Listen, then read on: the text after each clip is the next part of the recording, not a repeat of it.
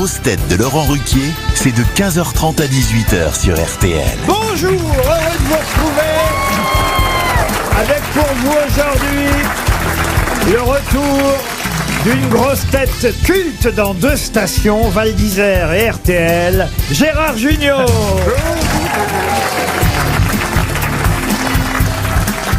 Une grosse tête qui n'a jamais autant travaillé depuis qu'il est à la retraite, Adil Rami. Bonjour. La seule grosse tête qui peut se cacher derrière un poteau de corner, Ariel Dombal.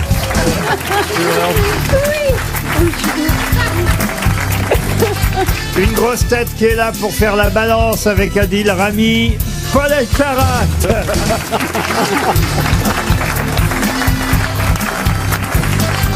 Une grosse tête qui frise naturellement, mais qui en a quand même sous les bigoudis, Valérie Mérès.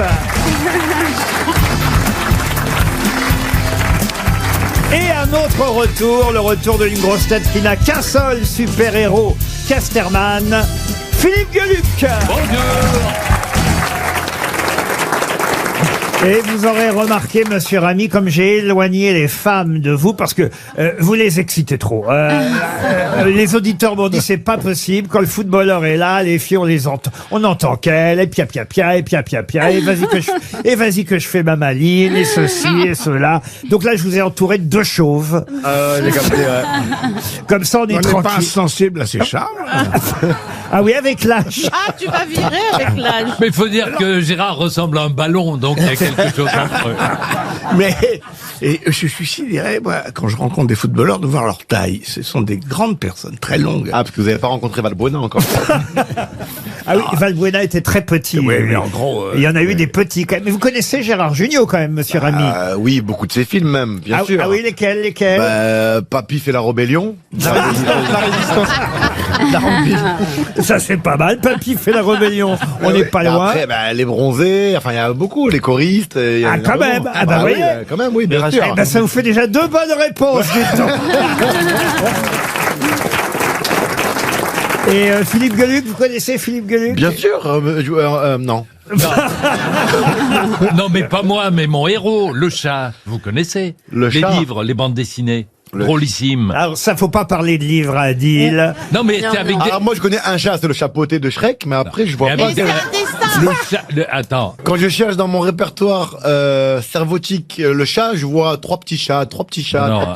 C'est pas ça, c'est pas Non, vous qui non, avez écrit c'est ça. il est seul et il est gros. Ah mais oui, je vois c'est qui lui, mais lui. Voilà. Ok, il s'appelle comment lui? Il s'appelle le chat.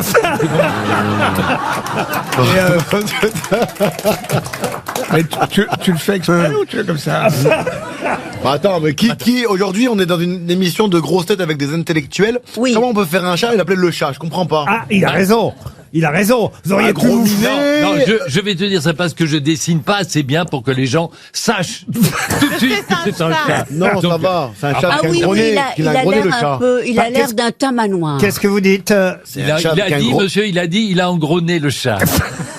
Mais justement, moi je dis qu'il a l'air d'un tamanoir. Tamanoir, c'est tout le contraire. C'est un nez en trompe qu'il a, c'est pas un gros nez. Non, mais c'est aplati le nez. Ce ne sont pas des nez, ce sont des museaux. Un tamanoir, c'est quoi? C'est un Ça tapir? commence- C'est de la famille des tapirs. Bernard Tapie, ça vous dit quelque chose? Ça je connais. Non mais c'est vrai, je fais pas semblant. Oui, le tamanoir hanté.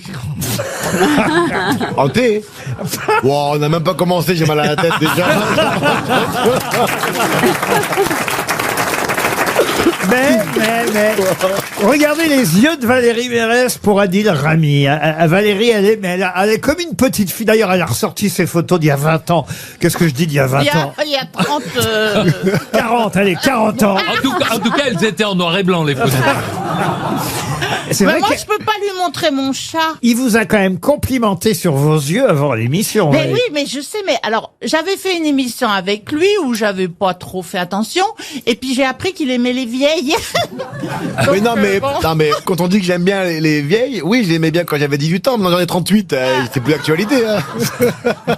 Il a c'est changé vrai. d'avis. Quand j'étais jeune, je rêvais de coucher avec une femme de 40. Et oui. Eh ben c'est fait.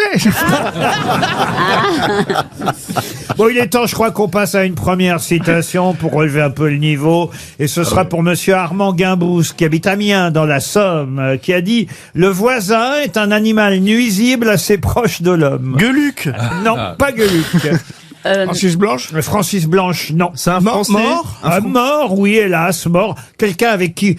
Bénichou. Coluche. Quelqu'un avec qui Jean-Yann. Valérie Mérès a travaillé. Pierre Desproges. Pierre Desproges, bonne réponse de Valérie Mérès.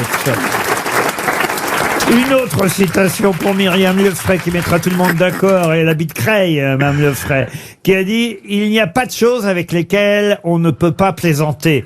Il n'y a que des gens qui ne comprennent pas la plaisanterie. » C'est vrai qu'on nous pose souvent la question, peut-on rire de tout? Et vous voyez, c'est quelqu'un qui a donné la réponse il y a longtemps. C'était d'ailleurs. début du 20e Ah, ou Cela dit, 19e? ça correspond un peu à ce Première que moitié du 20e. ça correspond à ce que disaient des Proust. On peut rire de tout, mais ça dépend avec qui. Enfin, il disait pas avec tout le monde. Pas avec n'importe qui. Oui, mais là, c'est mieux encore. Oui. C'est, Bah, avec il y a- les cons, quoi. Il n'y a pas de choses avec lesquelles on n'a pas le droit de rire. C'est qu'il y a des gens qui comprennent pas la plaisanterie. André Gide. André Gide, non. Ah, c'est un C'est un écrivain? Français C'est un auteur? Alors, écrivain, poète, parolier, chanteur, musicien. Franck Nohain. Non. Drôle aussi, mais Mort. Ah oui, Maurice mort. Chevalier. Quand ça? Ah, si je donne l'année, là, le petit... Non, même, oui, non. même moi, si je donnais l'année, je peux vous dire... Ah, Boris Vian. Boris Vian, bonne réponse. Vous l'avez déjà faite, celle-là. Bonne réponse de Paul Elkarat, c'est bien Boris Vian. Je vais monter le niveau d'un cran, si vous le voulez bien. L'écume des jours. Oui, pour... Ça serait bien Oui, qu'on faut monter descende le le niveau parce d'un que- cran. Eh ben voilà, je le monte. Monsieur Si on Ruquier, monte, faut... on n'est pas dans la merde, hein. Qu'est-ce qu'il y a, vous? Non, faudrait descendre le niveau un peu Non, quand non, même. faut le monter à 10, il se fait Parce que chier. là, Eh ben il faut lire l'écume des jours. Exactement, voilà. avec le chat. Bien sûr. Merci. Merci de parler. Je sens qu'on va s'entendre. Hein. Aujourd'hui, si... Attention, c'est plus compliqué. Là, hein. Bon bah salut. C'est pour Johanna Hiller, qui habite Bourg, en Gironde. Mais après, il y aura des questions à la portée de tout le monde, monsieur Rami. Vous me connaissez. Mais oui. Je fais pour tout le monde ici. C'est ouvert à tous. Et là, attention, c'est assez joli d'ailleurs, parce que c'est une question sur l'intelligence. Intelligence qui, je vous le rappelle, monsieur Rami, n'a rien à voir avec la culture. Mais je lui, Ah, si, mais je lui sûr. en ai parlé, là-dedans. Mais Appelez-le par son prénom, parce que quand vous dites Rami, ça me fait penser quand on m'appelait dans Papy fait de la résistance. Ramirez Rami, il m'appelait Rami. Ah oui, oui. Écoutez, Bah oui. Adil, alors je vais l'appeler Adil si vous voulez. La voici cette citation à propos de l'intelligence qui a dit « L'intelligence est la faculté à l'aide de laquelle nous comprenons finalement que tout est incompréhensible. » Eh ben c'est peut-être Einstein. Ah non, non, c'est bien ça, Ariel. Einstein, c'est Ça pas là, j'aurais pu la introuvable. sortir cette réponse. Hein. Mais franchement, Einstein, c'est pas introuvable. Vous avez dit que c'est plus compliqué. C'est la même époque? Ah, la même époque. C'est plus vieux, je pense. Non, non, c'est quelqu'un qui est mort en 49, Et c'est une 1949. femme ou Ne un donnez homme? pas les dates, c'est pas la Metterlinck. Il a trouvé. Pardon. Maurice Metterlinck. Maurice Metterlinck. Bonne réponse de Paul Elkarat. Les grosses têtes sur RTL, c'est de 15h30 à 18h. Une première question d'actualité pour Anne Mauger qui habite dans la Somme. Une question que j'ai trouvée dans la Croix puisque je n'avais pas écouté en entier, il faut dire que c'était long, le discours de gouvernement de Monsieur Attal l'autre jour à l'Assemblée nationale. Mais il paraît que pour la première fois, un Premier ministre évoquait cette profession, il faut dire essentielle. Il y en a 7800 en France et il aura quand même annoncé, ça leur a fait plaisir, une augmentation de 200 € net par mois. Quelle est cette profession dont on essaye d'améliorer l'attractivité? Homosexuel. Oula, oula, Alors là, il y a que 7800 D'abord, il y en a beaucoup plus que ça. Monsieur C'est pas Ruquier, les apiculteurs. Monsieur Ruquier, l'attractivité, c'est pas Claire de Notaire? non, Claire de Notaire. Pourquoi vous avez dit homosexuel? C'est pas un métier, Mais Ariel. non, je sais bien, Ah bah, elle fait mais de il a l'humour. quand même fait son coming out merveilleux en disant que la France change. Mais on le Il savait était le- déjà, Premier quoi. ministre. Ça Mais oui, mais Enfin, oui. il n'a pas augmenté les homosexuels de 200 €. Est-ce que ça touche à la terre, Pas ce du métier? tout. C'était bien C'est un métier métier de de fonctionnaire. C'est une prime exceptionnelle. C'est un fonctionnaire. Fonctionnaire, on peut dire, oui, au sens large du mot fonctionnaire. Et effectivement, ils vont, car c'est souvent féminin, c'est un métier qui va toucher Sage-femme. une prime de 800 € là au mois de mai et une augmentation de 200 € net par mois, ce qui est quand même une bonne nouvelle. C'est pour une fois qu'il y a des augmentations, autant en parler. Mais de quel métier s'agit-il? C'est surtout des femmes. Oui, surtout des femmes. C'est dans l'école? C'est à l'école? C'est à l'école. Oui, C'est les auxiliaires, c'est les auxiliaires. qui s'occupent De vie en scolaire. plus de la maîtresse, elle s'occupe des enfants. Auxiliaires de vie scolaire. Ah, des enfants qui sont Des AVS. un peu pas Non, handicapés, non. mais en difficulté, quoi. Tricoteuse. Non. Les CPE, dames pipi, CPE. les dames pipi Les dans dames les pipi, écoles. non. Ah, les cantinières. Ah, pardon, qu'est-ce que vous dites, vous? Non, des dames pipi à l'école. En boîte, il y a des dames pipi, mais pas à l'école. Il a raison.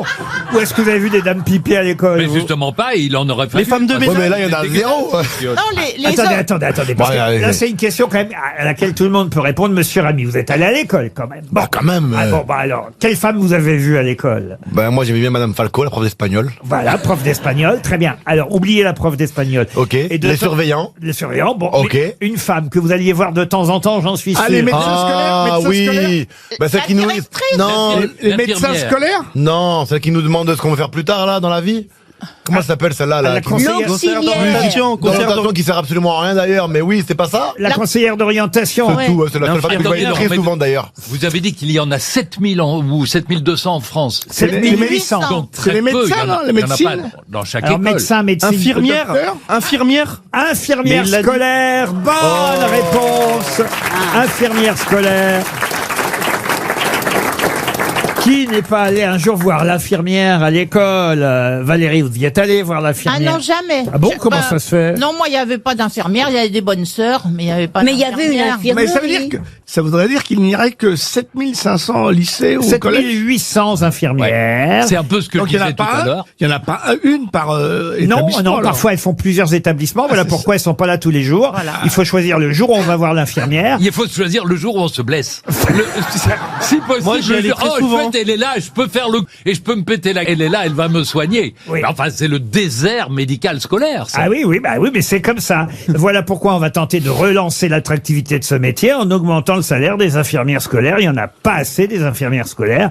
Voilà, et elles vont être augmentées de 200 € net par mois. Vous alliez à l'infirmerie de temps en temps, monsieur Rami. Franchement, tout le temps pour essayer d'esquiver les cours. Et ben voilà. C'est tout. Et Ouais, voilà. c'est vrai. Ouais, et ouais, voilà, ouais. j'étais Et sûr. déjà, Moi, comme au foot, ils font semblant de se blesser pour Ah non, ça non. attirer le. Ah non, non, non, on a Non. envie de jouer au foot. Et après, vous avez eu Didier Deschamps comme conseillère d'orientation. Exactement, exactement. Et il m'a déconseillé. Il vous a dit Il à m'a conseillé droite. d'aller sur le banc À pendant droite. toute la Coupe du Monde. Voilà, je te conseille de pas rentrer. À droite, à gauche, à droite, à gauche. Non, parce que c'est vrai que c'est salaud. J'ai demandé à monsieur Rami s'il connaissait Philippe Gueluc, mais je n'ai pas demandé à monsieur Gueluc si vous connaissiez monsieur Rami. Non, monsieur Deluc Eh connaît mon bien, ex. dans ta mon vieux, je ne te connaissais pas. Non, attendez, mais présentez-le moi. Mais tu connais Pamela Anderson? Oui. Eh ben, il l'a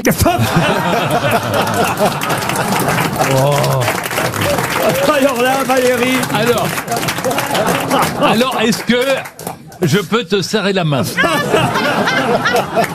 Je ne suis qu'à une main de Pamela. Non, mais vous êtes sûr. J'avais fait ça. Vous savez qu'un jour, quand j'étais comédien dans une autre vie, et j'ai serré la main à Miller, Arthur Miller, l'auteur américain, qui Oui, a connu. été le mari de Marilyn Monroe. Exactement. Et quand je lui ai serré la main, je me suis dit, dire que cette main a caressé le corps de Marilyn. C'est surtout que là, vous venez de serrer la main d'un champion du monde, quand même, que je vous présente. Alors je te resserre la main. Félicitations. Parce que Mais quand il a même- jamais Et dans joué, quel il a jamais sport joué. Pardon. Il a jamais joué. Quoi? Et quel sport tu pratiques? Football. Alors certes, il ne jouait pas, mais il a été important dans la cohésion de l'équipe. Philippe, t'as trahi tous les Belges en serrant la main de Adil. Pourquoi? Pourquoi? Ah, parce que t'es belge. Parce que dès qu'on parle de foot avec un Belge, Maintenant, je comprends pourquoi t'as appelé le chat le chat.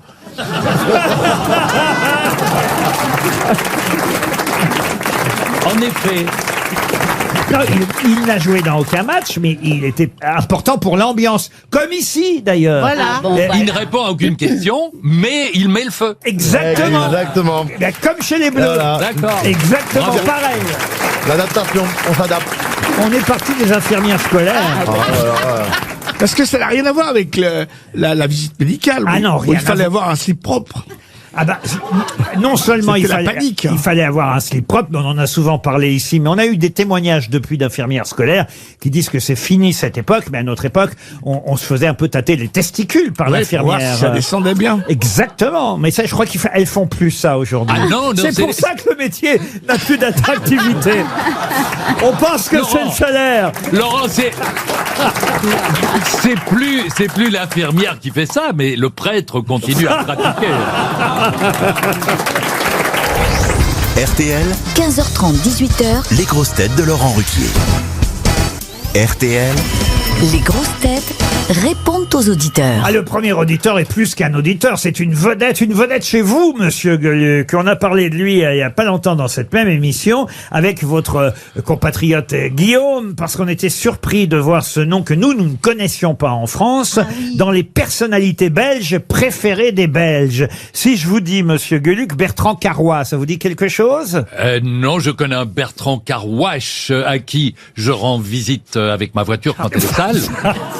Ah bien, écoutez. Ah non, alors pardonnez-moi, cher Bertrand, mais je ne vois pas qui vous il est êtes. au téléphone, Bertrand Carrois. Bonjour.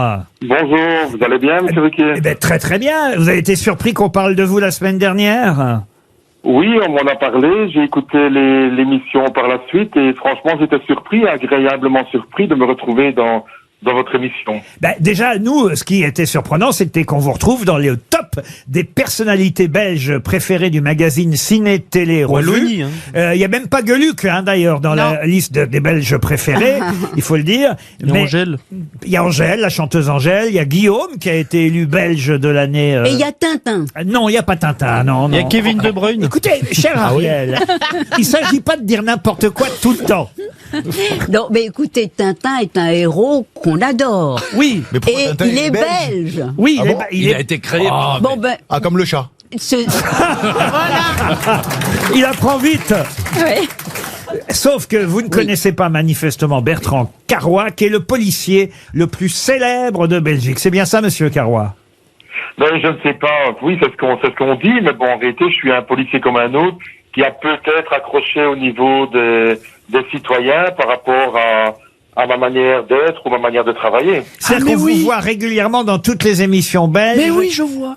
Qui sont, on va dire, concernées par le monde de la police. C'est vous qui témoignez à chaque fois, c'est ça? Je vois qui c'est. En réalité, oui, je suis responsable d'un service circulation à la police Boraine et donc je réalise des émissions relatives à la sécurité routière. Mais oui, mais enfin, comment ça se fait que les Belges connaissent votre nom? Ah ben, vous savez, ça j'en sais rien. J'ai commencé les émissions il y a quelques années et mon image a accroché au niveau des téléspectateurs et je me suis rendu compte par la suite qu'il y avait un fan club à mon nom, qu'il y avait les gens... Oui, Comment s'appellent les émissions? Parce que nous, on les connaît pas, les émissions ici. Comment s'appellent ces émissions dans lesquelles vous passez en tant que policier? C'est l'émission Enquête. Et vous êtes aussi directeur d'un club Harley-Davidson. Oui, tout à fait. Mon côté passion et je suis directeur du club Harley-Davidson de Mons. Ben, écoutez, je suis déçu que monsieur Gueluc ne vous connaisse pas. Oui, Eh Philippe. ben moi aussi, moi je vais enquêter sur Pourtant, vous. je l'ai rencontré. Ah. J'ai rencontré monsieur Gueluc parce qu'il est venu à Mons au Doudou en 2013. Il avait été invité par le bourgmestre et moi j'étais acteur au Doudou comme homme blanc et il a porté le dragon à mes côtés. Ah, ça vous en vantez pas? Comment ai-je pu oublier ça? Non, alors désolé. Vous voyez, hein? Eh ben oui. C'est vrai. C'est quand même pas un même pays que nous, hein. On vous remercie en tout cas de nous avoir appelés. J'ai maintenant au téléphone quelqu'un qui s'appelle FX et qui voudrait remercier Adil Rami. Bonjour FX.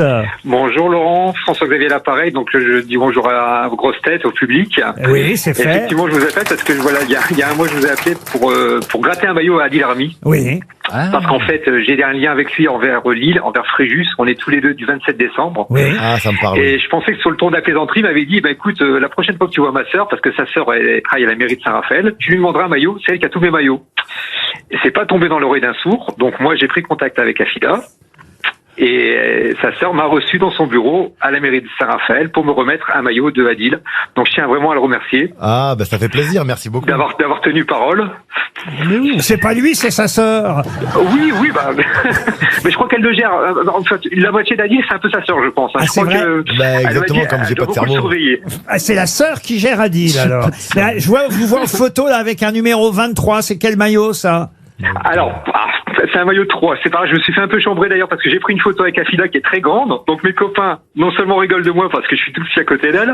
Puis bon, j'ai un maillot de 3 alors que je suis lillois. Mais bon, c'est pas grave. Elle m'a promis, elle m'a dit, si j'en retrouve un de Lille, je vous le donne. Ah, c'est un maillot du football club de Troyes, alors. Oui, son dernier club, le dernier club d'Adil. Porté? Et c'est pour ça qu'il a le numéro 3. Je sais plus. Non. Non, il était peut-être pas porté celui-ci, mais c'est pas grave. Il est magnifique quand même. J'ai une super photo avec sa sœur. Donc moi, je suis vraiment content. Habillés, hein, je vous rassure, ils sont habillés tous les deux. Oui. Mais en tout cas, merci, c'est gentil, ça prouve que la famille Rami tient ses promesses. Florence, maintenant, est au téléphone. Bonjour, Florence. Bonjour Laurent. Oh là, Bonjour tout le monde. Florence n'est pas contente parce qu'elle a pas reçu tout le contenu de la valise qu'elle a gagné, c'est ça? Oui, le 6 novembre. Bon, c'était surtout, je suis contente que Philippe Deluxe soit là, puisque c'est lui qui m'avait promis un album. Vous m'aviez appelé pendant que j'étais aux toilettes. Ça a été la honte de ma vie. Et quoi? Et il y avait plus de papier, vous avez besoin d'un album? On s'en souvient. Vous aviez dit que vous alliez m'envoyer un album avec un dessin, dédicacé, il l'a pas fait. et j'ai toujours rien reçu. Mais quand vous avez reçu le contenu de la valise RTL, rassurez-moi. Ben, il manque quand même, il y a 2 pièces de théâtre, comme elles sont à Paris, je les ai pas reçues. Le film. C'est pas que vous les Monsieur avez le pas maire. reçus, c'est que vous pouvez pas y aller, en fait. C'est pas Oui, pareil. voilà, oui. Ah bah oui, mais c'est pas normal. pareil. Ah bah oui. Non, mais je me plains pas pour ça. Je me plains Non, pas.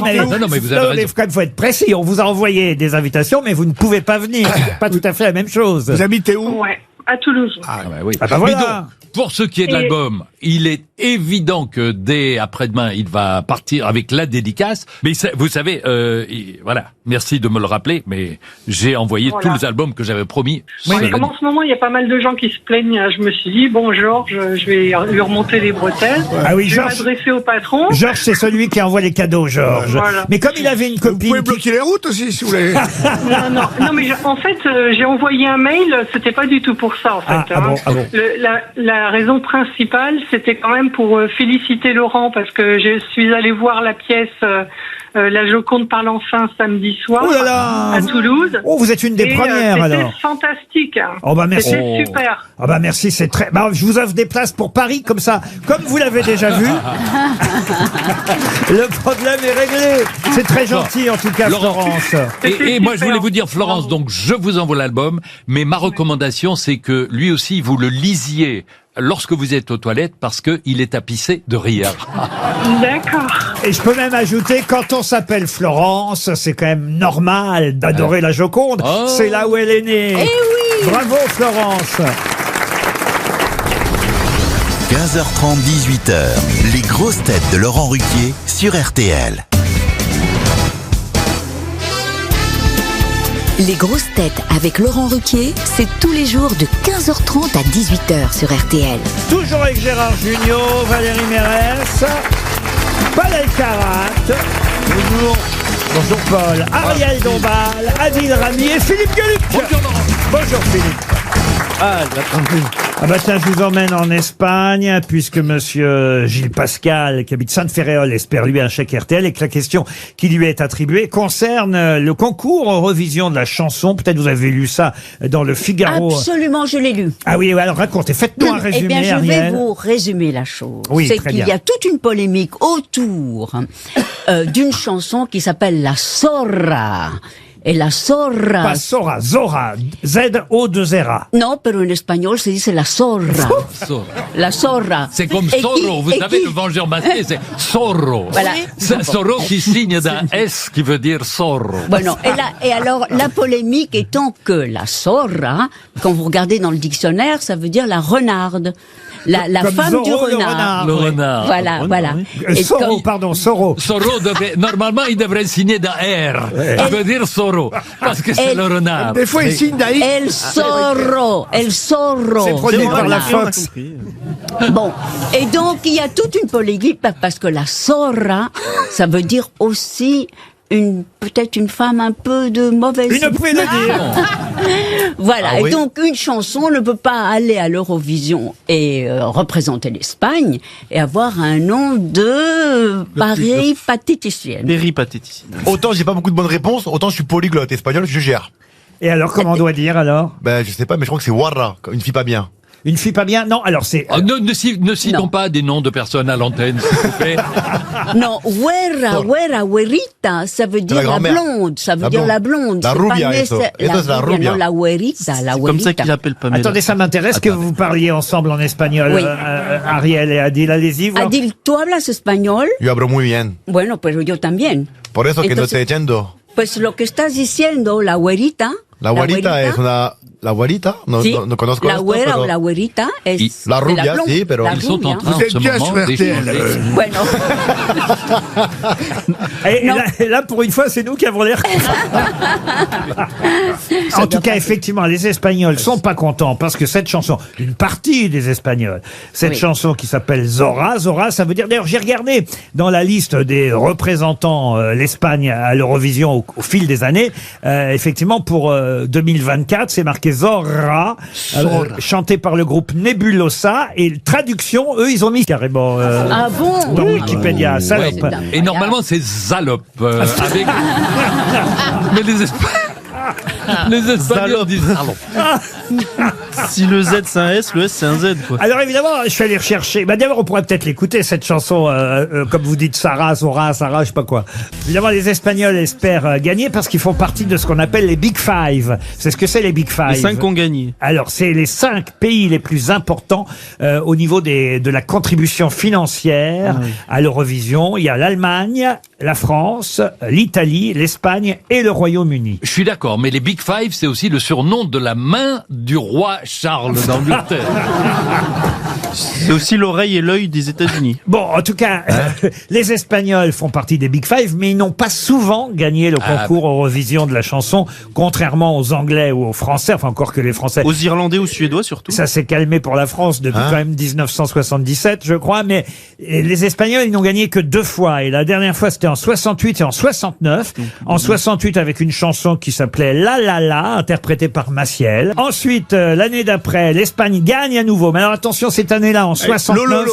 Non, il y a 4 gagnants. Il y a 4 pays ex aequo, 4 chansons qui arrivent, exactement, qui arrivent avec un total de 18 points. C'est après qu'on a affiné le règlement en disant, bon, bah, alors, dans ce cas-là, on va départager les gagnants. Mais, en 69, le règlement n'était pas encore affiné. Si bien qu'il y a eu 4 pays qui ont gagné. Donc, la France avec Frida Bocara, les Pays-Bas, l'Angleterre et l'Espagne avec cette chanson, Viva Cantando. Pas Zora, Sora.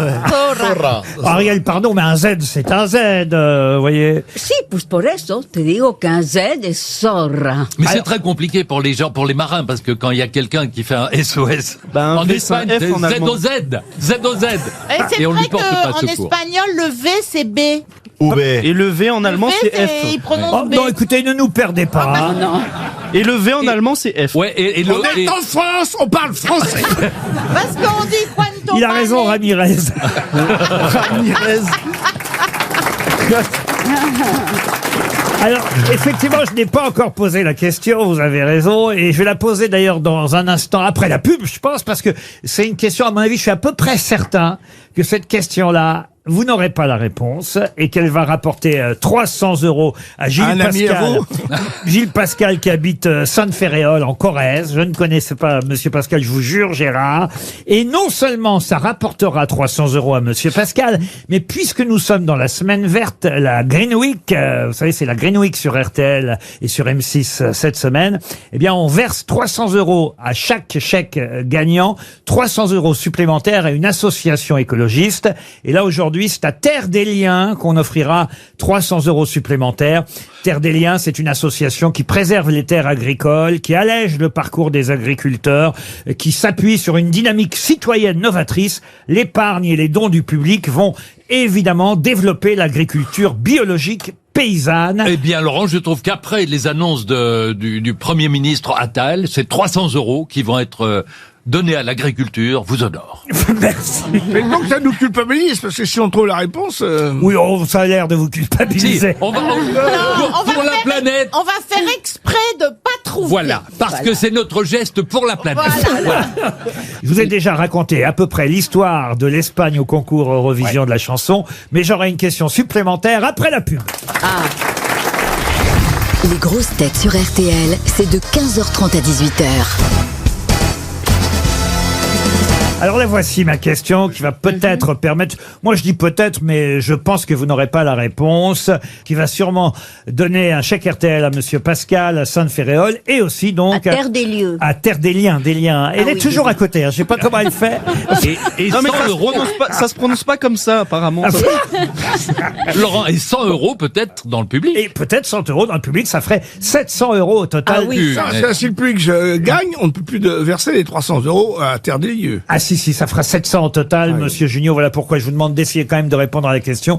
Quand je regarde tous les candidats, chaque année, hein, j'ai la liste devant les yeux, eh bien, il y a quand même eu deux interprètes vedettes au concours Eurovision de la chanson pour l'Espagne. Julio Iglesias. Alors, Julio Iglesias, j'y ai pensé. bravo. Et France Gall. Ça en fait un. Alors, France Gall. Non, pour l'Espagne. J'ai pensé à Julio Iglesias. Il a raison, Rami. Oui, mais enfin, il y a bien Luis Céline Mariano. Dion qui a chanté pour le Luxembourg. Oui, mais c'était francophone quand même. Alors, Julio Iglesias, est-ce qu'il n'y aurait pas un Miguelito? Miguelito, non. Alors, Julio Iglesias, effectivement, faut dire qu'il avait peu de chance, le pauvre Julio, parce que les Espagnols venaient de gagner en 68, en 69, et lui, il a représenté l'Espagne en 70 avec cette chanson. C'est quoi l'hymne espagnol? J'en ai aucune idée.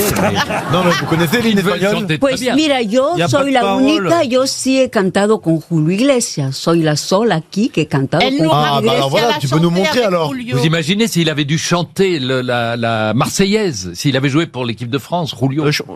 Allons enfants de la patrie, le jour de gloire est arrivé, contre nous de la tyrannie, l'étendard sanglant est levé. Vous, les femmes! Catalane. Il est bon le chat. Alors, Il est ah bon, oui, Laurent. le chat est bon, hein? Ouais, franchement, oui. On va vous offrir un ou deux albums, vous verrez. Ah, ça y est, c'est prévu. Ouais, je lui ai promis. Il faut trouver le deuxième chanteur. Il suit le espagnol. petit, hein. Ah ouais, Ah mais ouais. moi Mais je aussi. pense que je peux l'avoir la réponse. Je peux surprendre tout le monde. Ah bah oui, alors c'est un groupe pour tout vous dire. Ah bah c'est bon, c'est fini pour moi. Alors c'est un groupe espagnol, et effectivement ils ont représenté l'Eurovision. Ils n'ont pas gagné, hein, je vous confirme, puisqu'on n'a pas gagné. Enfin je dis je suis pas espagnol moi, mais les Espagnols n'ont pas gagné depuis effectivement 68-69. Ouais. Et là on est en 2006. C'est pas mécanique? Non. C'est pas les la Luna, là. Non. C'est Mécano, Sosos. Mécano. Mécano, non. Laurent, Non. les Sosos. Les Sosos. Ouais, non, c'était les Zozos. Mais Los Lobos. Oui d'ailleurs. parce que vous aviez vu le film. Je rappelle qu'Ariel Dombal a joué Zizi, impératrice. Ah, ça... Pero qué malo eres. Yo Vous me te l'avez digo en fait, que zorro es zorro. Y también Adil, J'ai ¿verdad une que así question. se Un Indien pronuncia? dans la ville, tu parles pas aussi espagnol à un moment donné? Non, non, non. Ah non, Non, Mais non. t'es obsédé par un Indien dans la vie. Oui. Bah c'est mon seul, c'est ma référence. C'est le seul film intellectuel qu'il ait vu. Voilà, Maïtika. Excusez-moi, Monsieur Ruquier. Oui. Ce groupe, est-ce qu'ils ont une chanson très connue? Oui, oui, ils ont une Nomade. Non, ils ont une chanson très connue après. Los Lobos. Non, on se rapproche. Ketchup Song. Ketchup. Vous n'êtes pas loin. The Last Ketchup. Mayonnaise. Non, mais C'est non. pas essaye.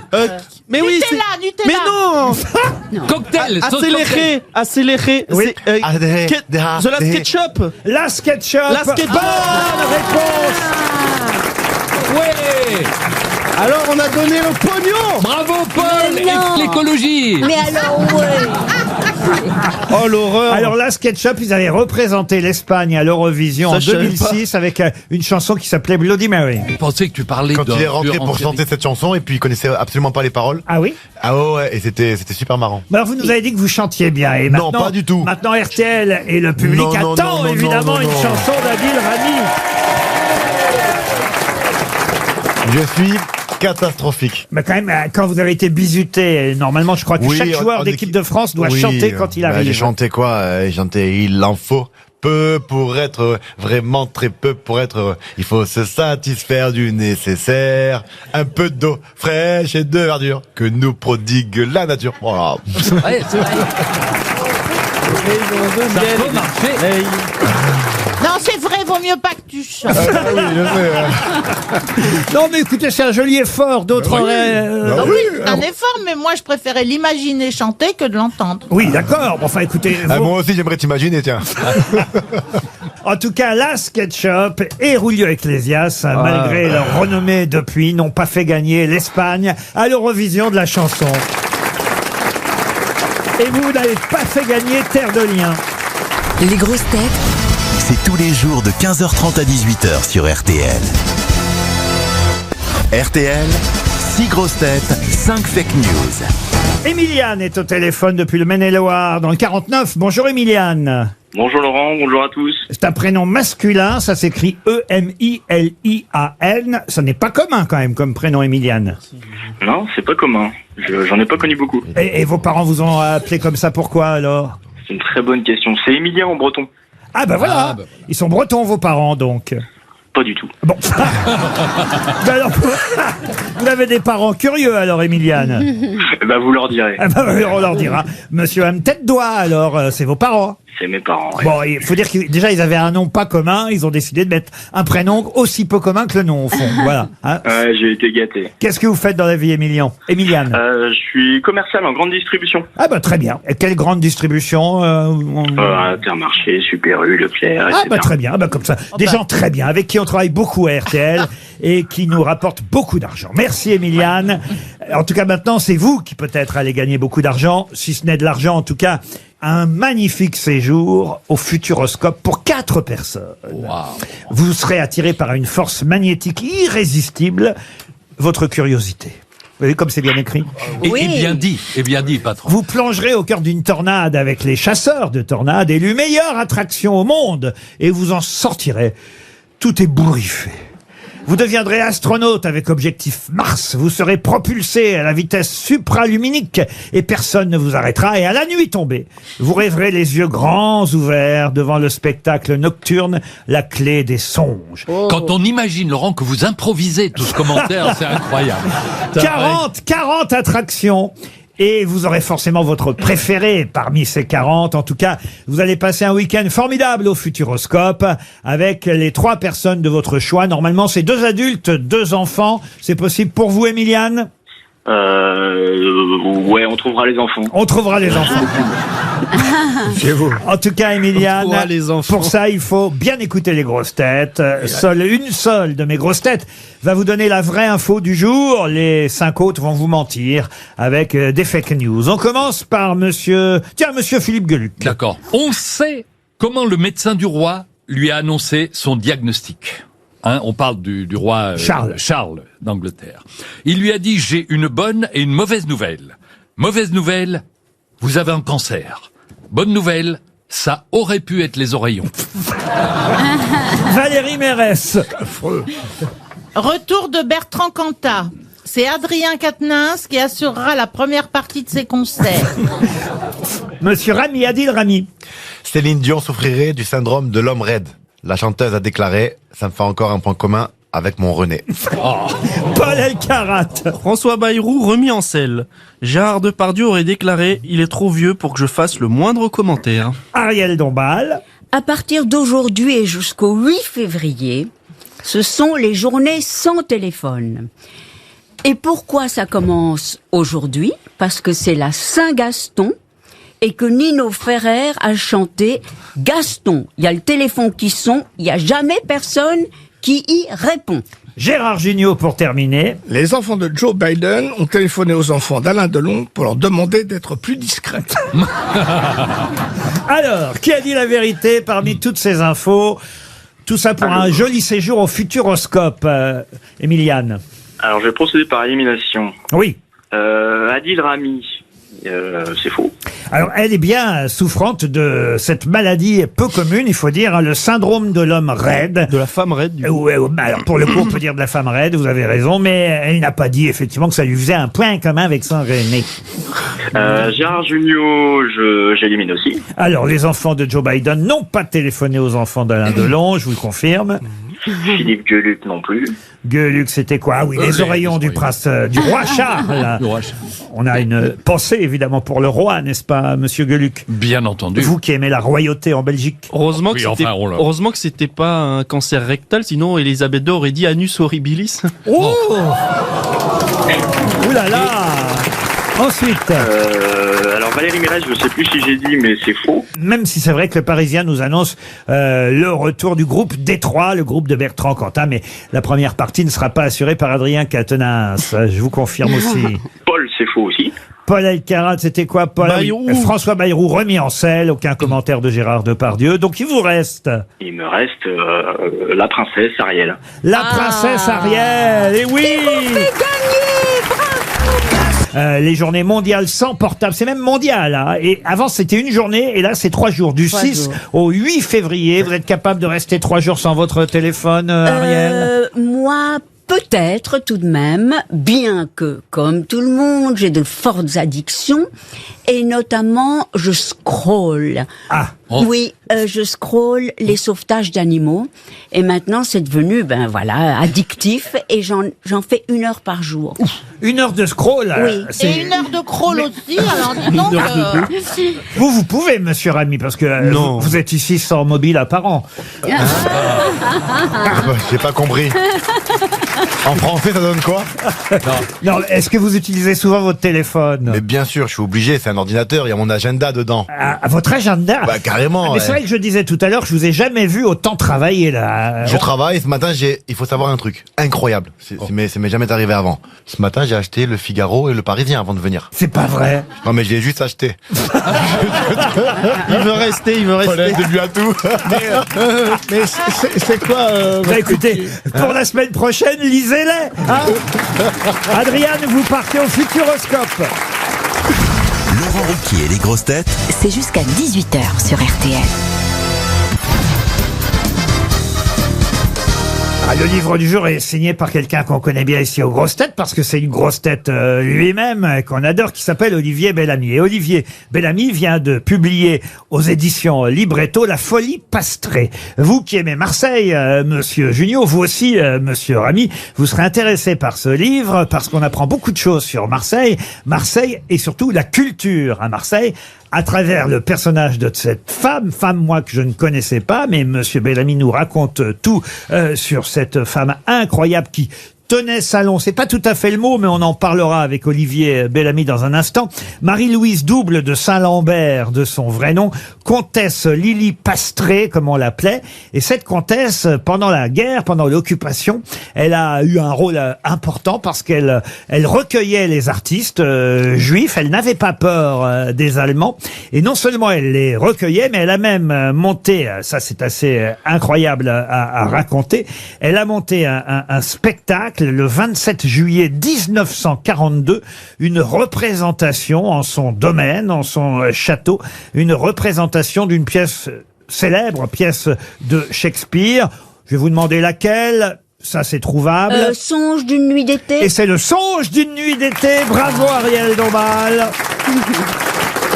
Bonjour, Olivier Bellamy. Bonjour Laurent, bonjour les camarades, bonjour le public et les auditeurs. Alors moi, bonjour. Salut Olivier. Moi, je ne connaissais pas Marie-Louise Double de Saint-Lambert. Alors, Double, ça lui allait bien, surtout dans la deuxième partie de sa vie, parce que je crois elle avait pris beaucoup de poids sur les dernières dizaines. Oui, c'était gras double. C'était une comtesse imposante, la comtesse Pastrée, mais déjà elle-même était d'une famille plutôt riche. Elle a épousé un comte qui finalement sera moins fortuné qu'elle au final. Oui, lui, c'était pas un personnage très intéressant. Il s'intéressait surtout au polo. C'était une grande famille marseillaise. Mais elle, c'était l'héritière. Ceux qui aiment la dive bouteille parmi vous connaissent forcément le Noilly-Prat, qui est un vermouth qui entre dans la composition du cocktail martini. Donc elle avait une immense fortune et elle a dépensé toute sa fortune pour ses amis, pour donner un concert par jour, même pendant la guerre. Et elle avait eu cette idée pendant la guerre, comme on était en zone libre jusqu'en novembre 1942, et comme il y avait beaucoup de musiciens et d'artistes juifs qui étaient à Marseille, eh bien, elle donnait un concert chaque jour, parce que même la loi de Vichy, eh ben, il ne pouvait pas travailler, même en zone libre. Donc, c'était une femme assez formidable. Vous écrivez, peut-on imaginer que tous ces artistes sur la sellette jouaient l'une des plus brillantes comédies du génie anglais devant le consul du Troisième Reich, comme si tout était parfaitement naturel. Et d'ailleurs, vous dites que le consul du Troisième Reich est resté jusqu'à la fin quand même de la représentation, mais il est parti sans un mot, comme si de rien n'était, bien que ce soit des Juifs qui aient joué ce jour-là. Oui. Tout c'était juif. Le chef d'orchestre, l'orchestre, puisque le songe d'une nuit d'été, il y a des comédiens, mais il y a aussi un orchestre, il y a une musique de scène, il y a des danseurs, etc., etc. Et il est resté absolument tout le temps. Et il y avait une pianiste juive que la comtesse Pastré a sauvée, qui s'appelle Clara Askill, qui est une très très grande pianiste, qui était pratiquement à côté de ce monsieur nazi. Donc on se serait cru presque, sinon dans Papy fait de la résistance ou dans To Be or Not To Be de Lubitsch, quoi. C'était vraiment incroyable. Est-ce que vous l'avez croisé, rencontré, vous, Olivier Bellamy? Malheureusement non, parce qu'elle est morte en 74, à peu près à l'âge de 80 ans. Et puis c'était une personne. Puis moi je suis né en 61, donc j'aurais eu 13 ans. Non, parce que fallait pas la croiser dans un couloir.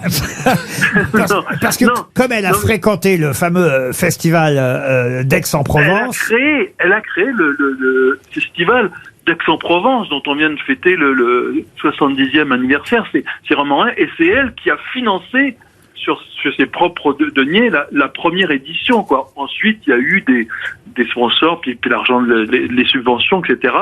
Mais là, ce pourquoi je l'adore, c'est que, comme souvent ces aristocrates un peu déphasés, elle fait absolument pas attention du tout à sa mise. Comme vous l'avez dit, après la guerre, elle est un peu forte, mais elle s'habille n'importe comment, c'est-à-dire qu'elle se maquille sans se regarder dans la glace, elle s'habille un morceau de tissu avec 3 trous, un pour la tête, 2 pour les bras. Mais elle a un grand cœur, elle a une forme de... Le maire de Marseille, Jean-Claude Gaudin, dites-vous, l'a rencontré, lui. Il se souvient d'elle. Ah oui, absolument. Il se souvient d'elle rentrant dans une pizzeria au Goudes. Voilà. Les Goudes, c'est un des quartiers de Marseille au bord de la mer. Et elle demandait à ce qu'on lui serve le fameux Noilly-Prat, comme on dit à la Marseillaise.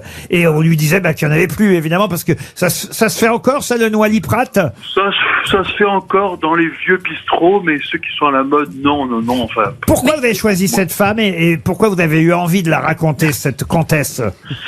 Parce que c'est une mécène, et on parle assez peu des mécènes, mais c'est pas une mécène, si vous voulez, qui fait de l'optimisation fiscale, mais elle était totalement généreuse.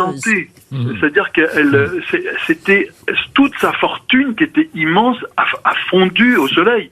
Elle recevait sans arrêt des amis qui étaient là, qui étaient pour 2 mois ou 3 mois. Oui, voilà pourquoi d'ailleurs j'ai dit, elle ne tenait pas tout à fait salon, parce qu'en fait un salon c'est là où on vient pour un soir entre artistes, alors que les artistes vivaient chez elle à demeure.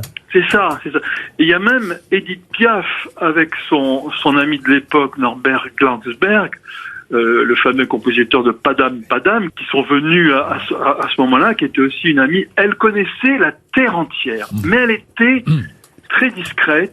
C'est pour ça que ça a été un peu difficile pour trouver des témoignages, parce qu'elle n'a jamais participé à une émission de radio ou de télévision. Elle ne donnait pas d'interview, elle estimait que ce qu'elle faisait était tout à fait normal et que ce n'était pas si extraordinaire, comme souvent sont les vrais héros qui ne se trouvent pas eux-mêmes extraordinaires, mais qui trouvent que c'est tout à fait normal d'aider les autres. Et vous dites dans votre livre que son histoire montre que Marseille n'a pas attendu le trophée de capitale européenne de la culture en 2013 pour exister sur la carte des arts. En effet, la culture à Marseille, ça existe, il n'y a pas que le football. Oui.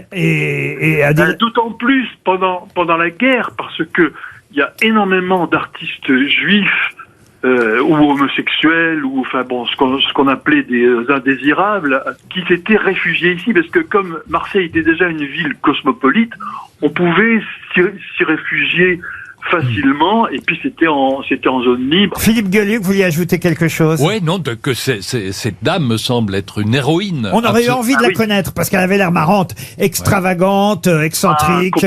Une héroïne. Voilà, et effectivement, en plus, une héroïne à sa façon, même si elle faisait ça de façon un peu inconsciente. Hein. C'est ce que j'ai cru comprendre à travers votre livre. Mais... Oui, parce que même si elle a sauvé des juifs, par exemple, elle n'a jamais été élevée au rang de juste. Elle a même eu des ennuis un peu à la fin. Hein. Son boucher l'a dénoncé, écrivez-vous. Alors, mais c'est ça qui est incroyable, parce que comme la Gestapo avait réquisitionné l'un des châteaux de son grand domaine, les gens se sont dit c'est parce qu'elle devait être. Les gens ne savaient pas vraiment ce qui se passait chez elle. Jalousée, mais il faut dire aussi que le nazisme à Marseille, c'était autre chose que dans le Nord. Hein. C'était bonjour, ici la Gestapo.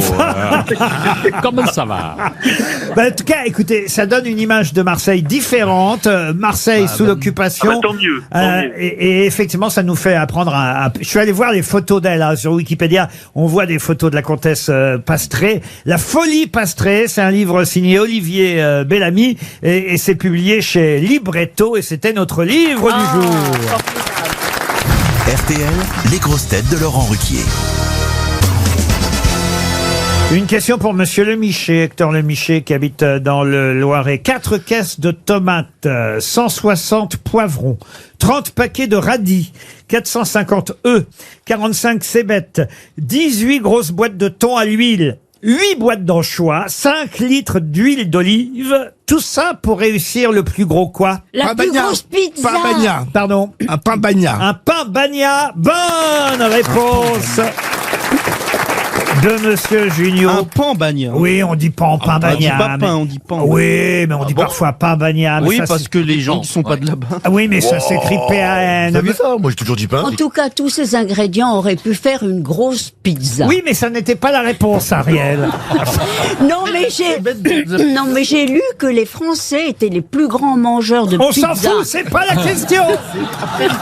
Le record du plus grand pan bagna ou pain bagna. Et je voulais dire que les Français mangent 42 kilos de pizza par an. C'est vraiment utile. Mais c'est vrai que c'est un peu du gâchis, hein, parce que personne ne va manger un énorme pan bagna. Mais il le mange après. C'est le record du pan bagna à Nice. Un diamètre de 2,30 m quand même. Une grosse bouche. Va te rendre compte. On enchaîne hein, dans ces cas-là pour Monsieur Bélisaire qui habite Paris 14e. Ah bah si vous avez acheté le Figaro, Monsieur Rami. Ah oui, mais il l'a pas lu. Ah bah oui, mais vous l'avez vraiment pas lu Si, j'ai regardé tout à l'heure, il a lu le titre du journal. Il a eu le Figaro. Le Figaro, point. Il y a un papier dans le Figaro et puis il y en a un autre dans l'Humanité. C'est assez rare pour le souligner. Les deux journaux, quand même, journal de droite, journal de gauche, ces deux journaux, le Figaro et l'Huma, utilisent le même surnom pour Naïb Boukele. Mais quel surnom est utilisé par les deux journaux pour Monsieur Naïb Boukele? Alors c'est un sportif déjà? Pas du tout. L'ambitieux? L'ambitieux. Pourquoi l'ambitieux? Il fallait dire un mot, j'en ai sorti un. Eh ben, c'était ambitieux de votre part. Est-ce qu'il a un rôle politique? Politique, oui. Est-ce que c'est un maghrébin? Un maghrébin, non. Est-ce que ça se passe en France? Ça ne se passe pas en France. En Afrique? En Afrique, non. En Asie. Amérique. En Asie. En Asie, non. En Amérique. En Amérique, alors au sens Amérique large. du Sud Amérique du Sud. Du Sud, bien sûr. Ah, c'est au Chili où ça a brûlé? Ah, ce n'est pas au Chili, monsieur Nayib Bukele. C'est un Brésilien. C'est le conseiller du nouveau président argentin, le fou à la Javier tronçonneuse. Milei. Pas du tout, même si le président argentin et d'autres présidents latinos ont pour modèle Nayib Bukele. Ah oui, parce c'est que- le président le plus cool. Ah, alors pas président. Le dictateur le plus cool. Le dictateur cool. Oui. Bonne réponse de Philippe Gueluc Et ça, et Ariel Dombal. Oui, oui, oui. et ça, je voudrais qu'on lui rende hommage parce que dictateur et cool, c'est le même. Oui, oui. Mais Non, je mais vous, c'est ça, mais on en arrive là hein, à aimer les dictateurs. je vous jure que c'est le même surnom Oui. donné par l'Huma et le Figaro, le dictateur cool, pour Voilà. ce président du Salvador.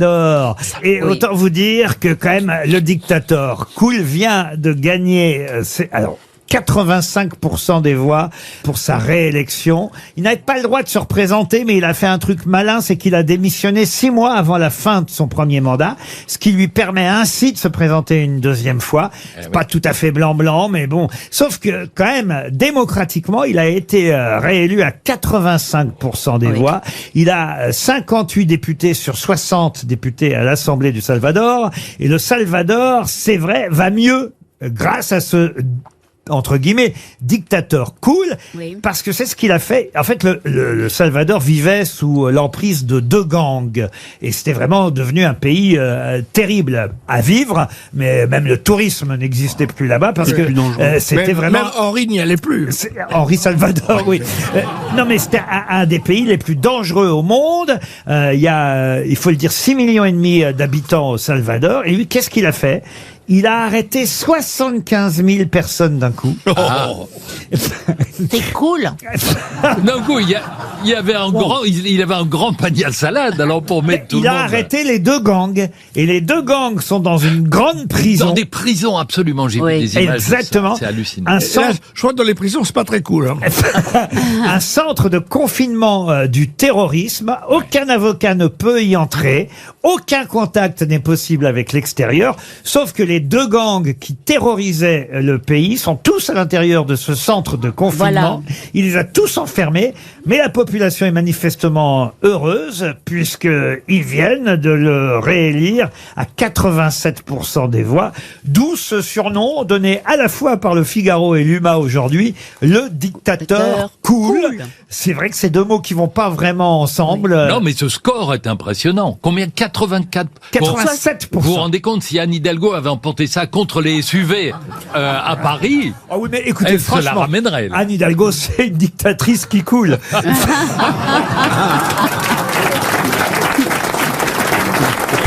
Laurent Ruquier et ses grosses têtes dans un instant sur RTL.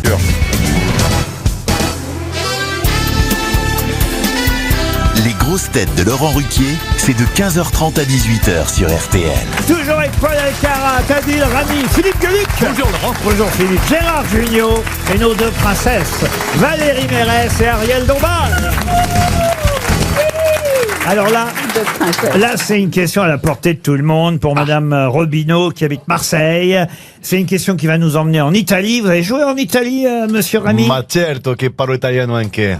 Come si fa? Ma io ho giocato a Milano 2 anni, quindi parlo italiano perfettamente, dai. Il a Tanto bene, Il a joué bravo. à Milan, vous voyez. Sì. Quel club vous avez fait? Lille, Marseille? Non, j'ai fait Lille, après je suis parti en Espagne, à Valence. Après Valence, je suis revenu, enfin, je suis parti à Milan, Séville, Marseille, Fenerbahçe en Turquie, Russie, 3. Après j'ai arrêté parce que c'est... Voilà. Bonne réponse. Et maintenant, il est dans le club RTL.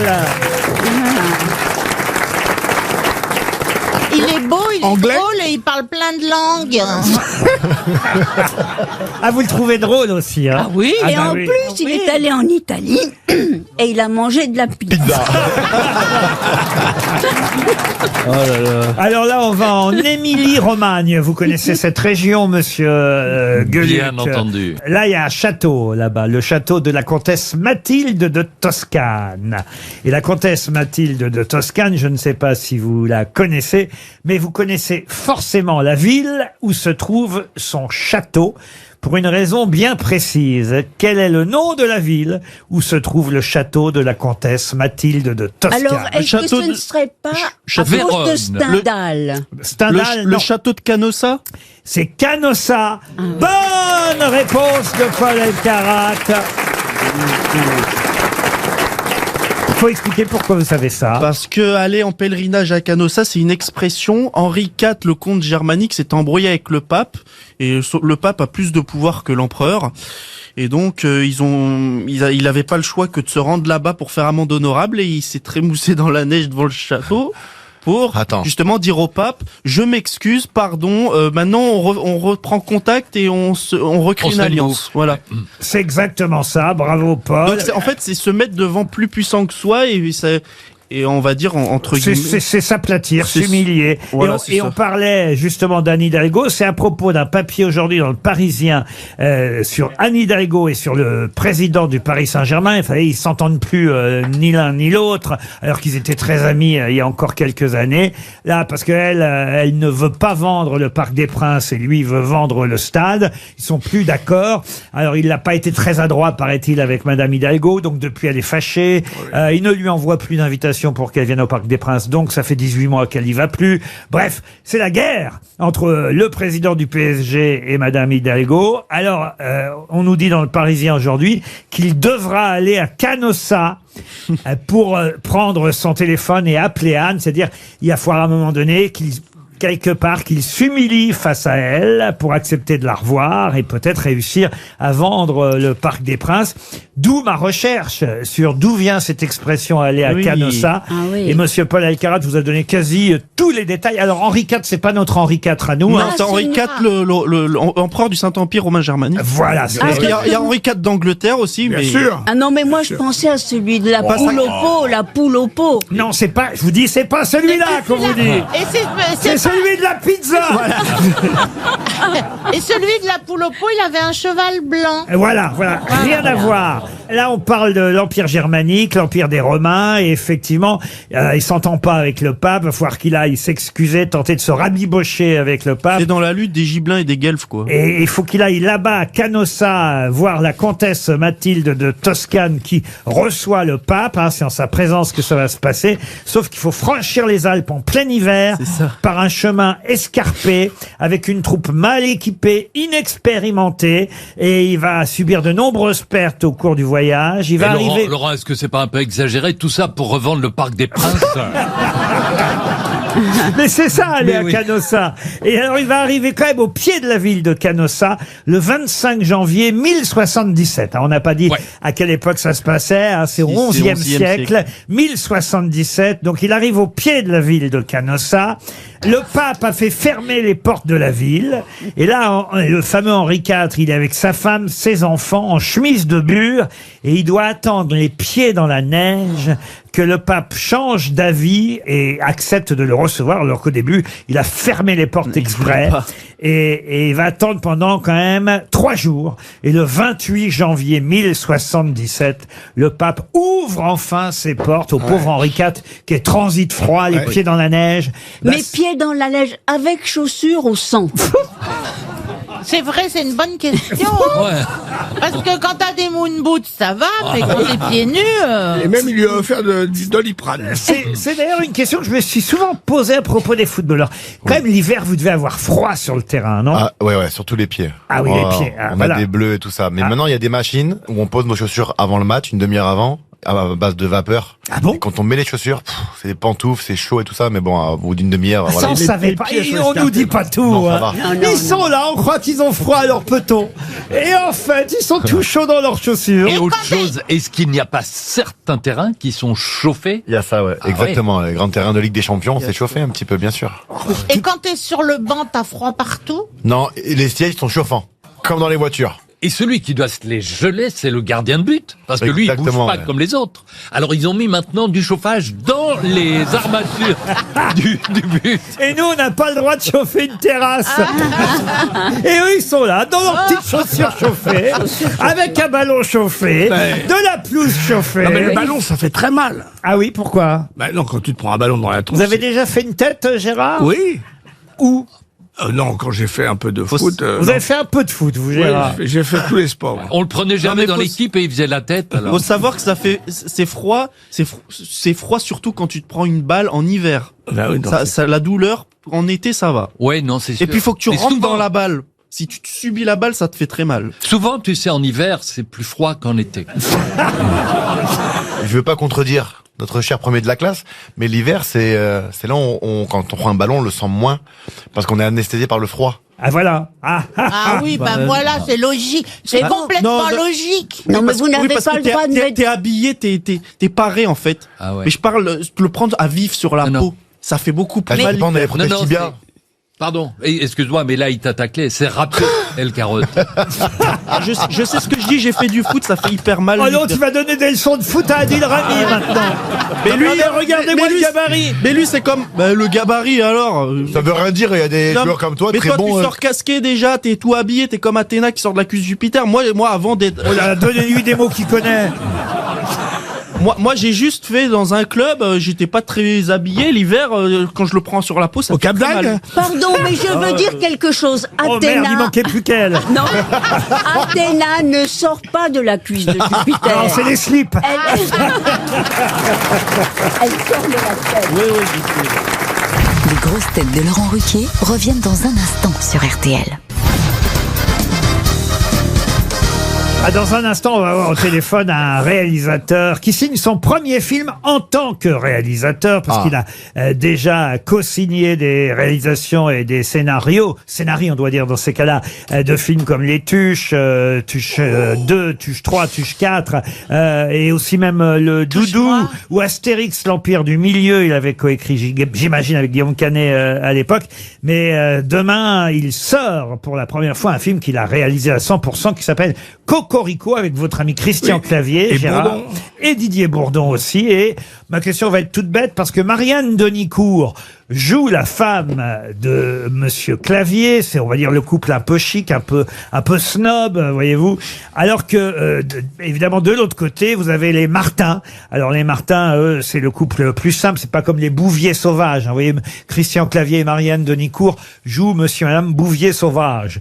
Tandis que les Martin, ils sont joués par Didier Bourdon. Mais qui joue la femme de Didier Marina Bourdon? Foïs, non pas Marina Foïs. Marianne Chazelle. Non, Marianne Chazelle non plus. Ça sort demain, Cocorico.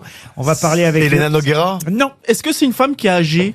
Oh bah, c'est pas des questions qu'on pose. Est-ce que c'est Isabelle Oui, mais Nanty? si ça me permet de trouver. Vous avez dit quoi? C'est peut-être Isabelle. Isabelle? Des Tuches, Nanty. Isabelle Nanty, c'est pas bête, monsieur. On essaye, hein. Isabelle Mergo? Non, mais c'est pas Isabelle Nanty, c'est pas Isabelle Mergo. C'est une blonde, en tout cas. C'est pas la sœur de l'autre. Quelle sœur de l'autre? La sœur de l'autre. C'est peut-être un indice. Elle a pas une sœur. Pourtant, écoutez. Ah oui, Sylvie Testu. Et c'est Sylvie Testu. Bonne réponse de Valérie Mérès. On les voit tous les quatre. Tous les quatre sur l'affiche un peu partout en France. Cocorico, on ne choisit pas ses ancêtres. C'est le sous-titre de ce film réalisé par Julien Hervé. Bonjour Julien Hervé. Bonjour Laurent. J'ai déjà évoqué ce film il y a quelques semaines de ça, et j'ai dit combien j'avais ri en voyant ce duo et cette confrontation entre le pauvre Martin joué par Didier Bourdon et le chic Christian Clavier et effectivement Frédéric Bouvier sauvage et son épouse, parce que c'est évidemment on va dire la confrontation entre deux mondes qui fait rire comme souvent, et ça vous avez su très bien le faire. Bah, c'est gentil, mais c'est vrai que c'est une confrontation sociale, c'est-à-dire que c'est deux personnages qui sont très français, mais il y en a un qui est un peu en haut de l'échelle sociale et puis l'autre qui est un peu plus bas. Donc Christian joue un aristocrate extrêmement snob et qui est très fier de ses origines et qui est absolument épouvantable avec Didier dès le départ. Le pauvre Didier, qui est concessionnaire Peugeot, qui a sorti de sa belle voiture de sa concession, qui a mis son costard le plus joli, débarque dans le château des Bouviers sauvages, et on comprend très vite que que cette différence sociale va vraiment peser. Et ça va surtout pas très bien se passer, parce que les enfants qui viennent pour effectivement présenter les deux belles familles, jouer les enfants par Julien Pestel et Chloé Coulou, François Martin et Alice Bouvier sauvage, ont la mauvaise idée pour présenter les parents et les beaux-parents les uns aux autres de leur offrir à chacun les résultats de leur test ADN. Je ne vais pas en dire plus, mais c'est vrai que les résultats de ces tests vont évidemment être désopilants au fur et à mesure du film pour les uns et pour les autres. Et c'est ça aussi le ressort, évidemment, de Cocorico. Voilà, c'était ça l'idée, c'était de se servir de ce point de départ où en fait tout est possible quand on ouvre un test ADN. C'est pour ça que je me suis dit que ça pouvait faire créer des situations de comédie rigolotes. Gérard Jugnot, vous l'avez fait? Oui, c'est terriblement décevant. Je suis français. Je suis français complètement. Quoi, parce qu'on n'a pas Ouais, trouvé... je vais vous dire, vous dites Gérard, Oui. on vous l'aurait dit. On s'en doutait. Non, mais qu'est-ce qu'on peut découvrir? Alors moi, je l'ai fait aussi. Mon cousin m'en a offert un jour. Je l'ai fait pour voir, parce qu'il dit, on est Est-ce que peut-être... vous êtes vraiment belge, par exemple? Voilà, on parle. Et bien, figurez-vous que je suis à 96% totalement belge, mais vraiment autour de chez moi, comme si ils étaient jamais sortis de chez eux. Et à 4%... Tiens, ça me fait penser, c'est l'anniversaire de Christine Boutin aujourd'hui. Elle a 80 ans. Eh bien, on a découvert que c'était ma cousine. Elle a 80 ans, elle n'est jamais sortie de chez elle a épousé son cousin, donc. Et je suis à 4% italien, ce qui est rigolo. À 4% italien. On n'est pas allé voir plus loin. Ariel, vous avez fait vos tests ADN? Non, mais je croyais que c'était simplement réservé à la police quand on était criminel. Mais non, c'est pour connaître vos origines, Ariel. Oui, c'est ça. Oh là là. Non, mais en revanche, je suis allée à Qu'est-ce qu'il y a? Pourquoi vous faites oh là là, vous? Non, parce que en revanche, je suis allée à Salt Lake City. Ah, attention. Voilà, au Oui. Salt Lake City, où il y a évidemment la communauté mormone. Ah, voilà. Et qui Pour l'instant, il n'y a aucun rapport. hein. Ah, si. Attendez, Parce il y a une que pizzeria ils ont- magnifique. là, c'est là où il y a toutes les informations généalogiques Oui. De la pizza. du monde entier. Oui. Et alors ça, c'est extraordinaire, parce que quand on va là, on apprend toute sa généalogie. Et alors donc, eh ben, moi, je remonte jusqu'à Charlemagne. Ah, carrément. Oui. Aïe, Donc, aïe, j'ai aïe. un très joli arbre Oui, généalogique. mais ça, c'est dans les faits, dans les écrits. Si vous faisiez vos tests ADN, vous auriez peut-être effectivement des surprises différentes. On Ah, est bien c'est ça. d'accord, Julien Hervé? Oui, c'est exactement ça. C'est-à-dire que, par exemple, dans le film, Catherine Bouvier-Sauvage, Marianne Desnicourt, annonce au début du film que sa grand-mère était une princesse de Venise. Oui. Donc voilà, donc c'est intéressant parce que là-dedans il y a encore un peu de snobisme de ces gens qui font tout bien. Et puis évidemment, quand elle va ouvrir son test, elle va être extrêmement vexée parce que c'est pas ça qu'elle va découvrir. Je pense, je l'ai dit la dernière fois, mais je le répète, ça sort demain. Ça, je vais vous dire, ça sent le carton. Mais le carton, parce que voir Clavier et Bourdon s'affronter dans une comédie sociale où chacun découvre ses origines grâce à des tests ADN, croyez-moi, je pense que les spectateurs vont énormément rire dans les salles, et après le bouche à oreille fera le reste. C'est tout ce qu'on souhaite à votre film. Ah ouais, c'est très gentil. Merci. Cocorico, qui sort demain sur les écrans un peu partout en France. Dans un instant, retour des grosses têtes sur RTL. C'est une question de vocabulaire pour Madame Noël, Béatrice Noël, qui habite dans le Nord, Ça, je gère. à Ouamil. Qu'est-ce que vous dites, vous, monsieur? Vocabulaire? Oui. Ah, je gère. Ah, vous gérez le vocabulaire. Oh, ouais, magnifique. Ah bah, très bien. C'est mon Alors, point fort. Vocabulaire du bled. Alors, si vous, qu'est-ce que vous dites, vous? Vocabulaire du bled, oui. Tu vas voir. Ça y est, encore un nouveau conflit arabe. Mais on est tous les deux marocains en Là, en plus. l'occurrence, c'est maroco-marocain. Ah bah tiens, ça tombe bien, j'avais une question sur le Maroc, je l'ai pas encore posée. Après. Je la garde pour après, mais effectivement, d'abord cette question de vocabulaire, puisque vous aimez ça, monsieur Rami. Si vous pratiquez la croule, que faites-vous? De quoi s'agit-il? La croule, c'est quand tu nages, tu crawles, mais tu coules. Donc tu croules. Est-ce que c'est construire quelque chose, une tour avec des grosses pierres et puis tout s'écroule? Alors écoutez, Ariel, moi je connais la définition de la croule. Tout ce que je peux vous dire, c'est que si on pratiquait la croule, vous auriez intérêt à vous planquer toutes les deux là-bas. Ah bon? C'est pour les hommes? Ah, ça veut dire qu'on tue les idiotes? Bonne réponse de Valérie Mérès. C'est un terme de chasse. C'est chasse à quoi? C'est à la bécasse, j'imagine. Excellente réponse. Ah oui, c'est vrai. Et c'est imiter le cri de la bécasse pour essayer de la chasser. Exact. Et vous savez quel est le cri de la Non. bécasse? Pizza, pizza, La croule, c'est la chasse par piégeage ou au fusil. Ah, c'est horrible, avec de la glu. Et voilà, autant des amours de la bécasse. Hein. Ah, oui, oui, c'est Et une effectivement, on chasse la bécasse, on pratique la croule. C'est la définition exacte. Chasse à la bécasse à l'époque de l'accouplement, à la tombée de la nuit en plus. Eh bien, ça devrait être interdit. Ah oui. Avec, Oui, avec de la absolument. glu, tu as dit? De la glu, quoi, de la glu? La glu, c'est de la colle. Mais non, ça enlève des taches de la colle. Oui, oui. Non, non, Certains oiseaux. Il me reste Oui. le bleu. Oui. Ah. Mettre de la glu sur les branches. Oui. L'oiseau Mais se non. pose. Ouais, Oui. ouais, ouais. Ah non, c'est dégueulasse. chasse à la C'est une glu. horreur. Ah, non, putain, alors Mais là, alors, franchement. comment appelle-t-on le mâle de la bécasse? Le bécassin. Le philosophe. Oula, oulala. Le chat.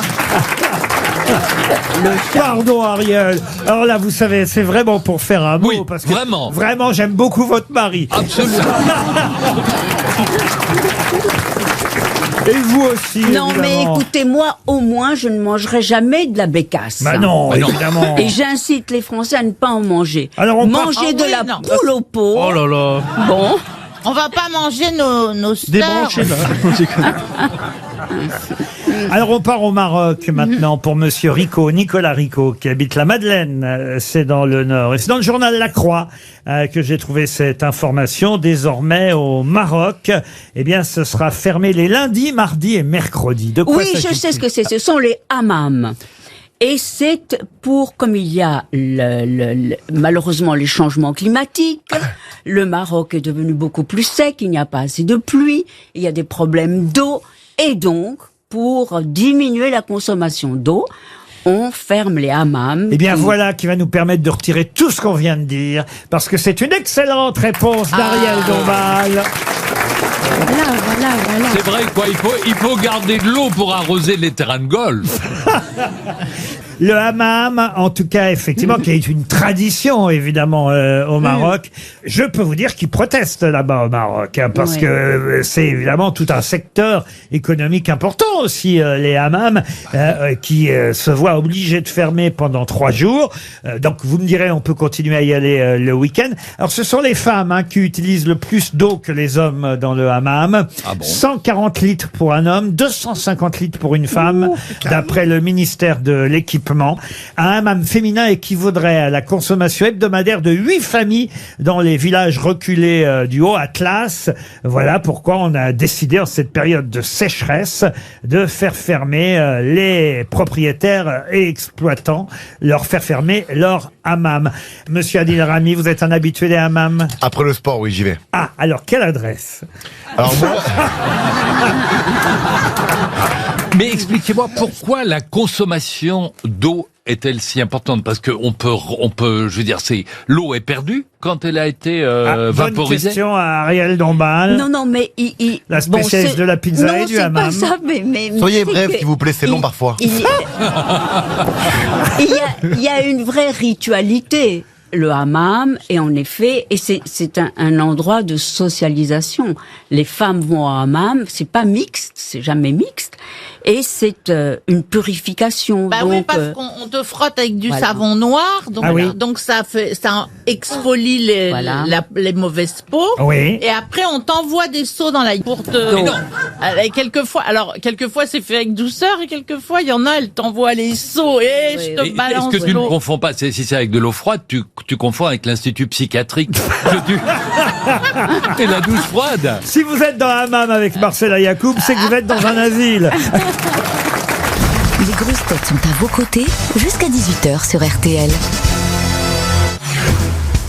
100% rire et 100% bonne humeur jusqu'à 18h sur RTL avec Laurent Ruquier bien évidemment.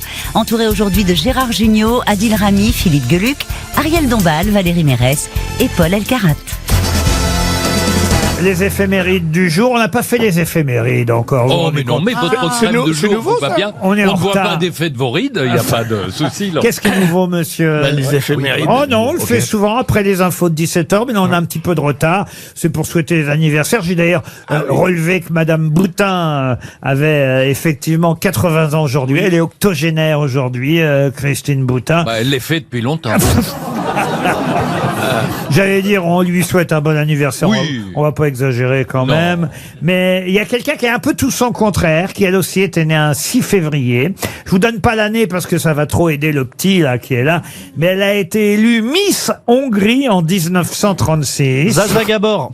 Zaza Gabor, bonne réponse Oh là là là. de Paul Elkarat. Vous savez qui était Zaza Gabor, Paul? Bah une modèle déjà, une actrice, Actrice. qui a immigré aux États-Unis de sa Hongrie natale, voilà. C'est ça, elle avait été élue Miss Hongrie en 1936, elle avait 19 ans à cette grosses époque-là. Des grosses seins. Ah non, je crois que vous confondez avec Mae West, cher Ah oui, c'est vrai. Ariel. Mais West. Ah, j'ai envie de brailler. Zaza Gabor avait des seins normaux. Alors. Oui, Oui. Mais qu'est-ce qu'on sent? Et les Espagnols l'appelaient Sasa Gabor. mais vous avez raison, ça s'écrit Z-S-A, Bah, bien Zaza sûr. Gabor. Et alors là, c'est pas facile à prononcer, Zaza Gabor. Oui, Et ça évidemment. Et un jour, on l'a présenté à Zizi Jean-Mer. Et ils se sont présentés. Zizi, Zaza. Voilà. Et en tout cas, Zaza Gabor, elle s'est mariée 9 fois, elle. Vous vous rendez compte? Elle est connue surtout pour ses nombreux mariages. 9 mariages au total. Et elle est morte à 99 Elle a ans. divorcé 7 fois parce qu'un de ses mariages a été annulé, donc elle n'a pas eu besoin de divorcer. Elle a raconté aussi qu'elle avait été maîtresse d'un célèbre Turc qui s'appelait Atatürk. Elle a eu des liaisons avec Sean Connery, avec Frank Sinatra. Et elle a tout de même parfois refusé les avances de certains messieurs. C'est ce qu'elle dit, hein. Elle aurait refusé les avances de Kennedy, d'Elvis Presley, d'Henry Fonda et de John Huston. Un joli palmarès. Zaza Gabor est morte en 2016, il n'y a pas si longtemps. 99 ans. Vous voyez, effectivement. Elle Donc était- 9 mariages et un enterrement. et, ouais.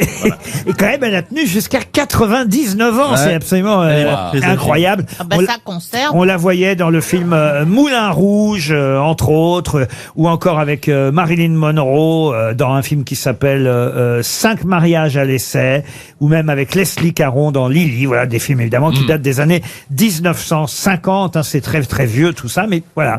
Zaza Gabor était bien né un 6 février. Il y a quelqu'un d'autre qui est né un 6 février, et là je vous demande de l'identifier. Je vais essayer de ne pas donner les dates pour pas favoriser. Bah, le- Mais déjà, vous avez donné le 6 février. Ah C'est- oui. Ouais. Ah oui, mais je veux dire pas l'année en tout Ok. cas. Oui, mais Zaza Gabor, il n'y avait pas l'année. Ah oui, je sais bien, mais c'est Miss Hongrie qui vous a aidé, j'imagine. Ah oui, mais il faut bien qu'à un moment vous dites qu'il y ait quelque chose.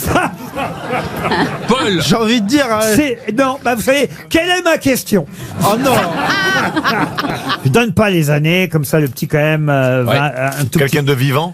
non, bah non, il est mort. Je vais pas vous dire il est mort, ça l'aiderait trop aussi, C'est- ça. Mais on va rien dire, quoi. Il était hongrois. c'est un homme. Alors, c'est un homme qui est C'est mort. un homme. C'est un homme qui est Un homme mort. mort, il y en a beaucoup. Il y en a Alors, beaucoup. C'est un hein. acteur. Non. C'est pas un- Mais vous avez Un rien dit. chanteur. Quand je chanteur. cherche, attends, t'as 2 indices. C'est un homme et il est mort. Mais il y en a. Il y a des milliards 6 d'indices. février. Non, on va quand même vous donner une vraie référence culturelle Oui. pour Oui. tenter de le trouver qui ne soit pas lié aux dates, voyez-vous. Voilà un homme qui effectivement est mort le 6 février. Pas né, hein, le 6 février. Mort. Ah. Le 6 février. Et non, il était né, vous voulez la date Non. il était né un 14 juillet. Mais je donne pas les années, vous voyez. non. Monsieur de la Bastille. Non, il était né un 14 juillet, il est mort un 6 février. février.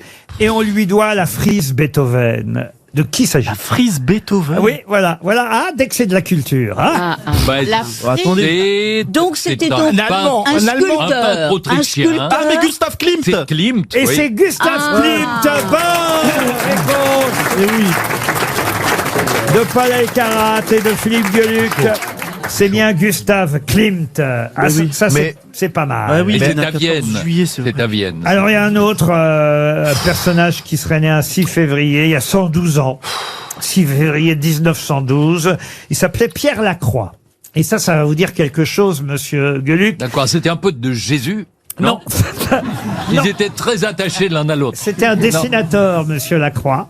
Et Pierre Lacroix, il a dessiné, après Louis Forton, qui a créé la bande... Bibi Fricotin. Les pieds nickelés Bibi Fricotin. Bibi Fricotin. Il a dessiné un peu les pieds nickelés aussi, mais surtout Bibi Fricotin. C'est lui d'ailleurs qui a dessiné le plus grand nombre d'albums de Bibi Fricotin, à la suite du créateur Louis Forton.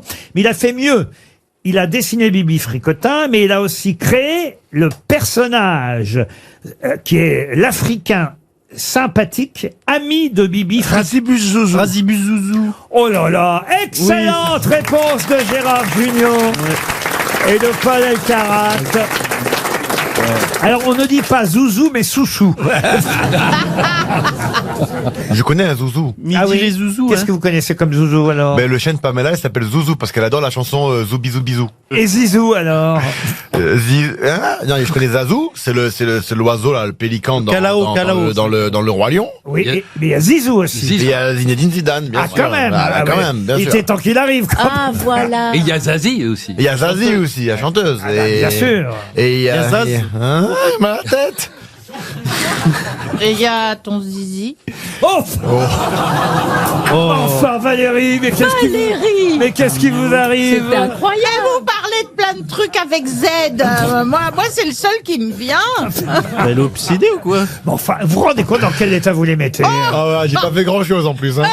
Non, Parce que là, ce dont je suis sûr, c'est qu'elle est pas sapio machin là, je sais pas quoi là. Tu sais, les gens qui aiment bien les intellectuels. Là.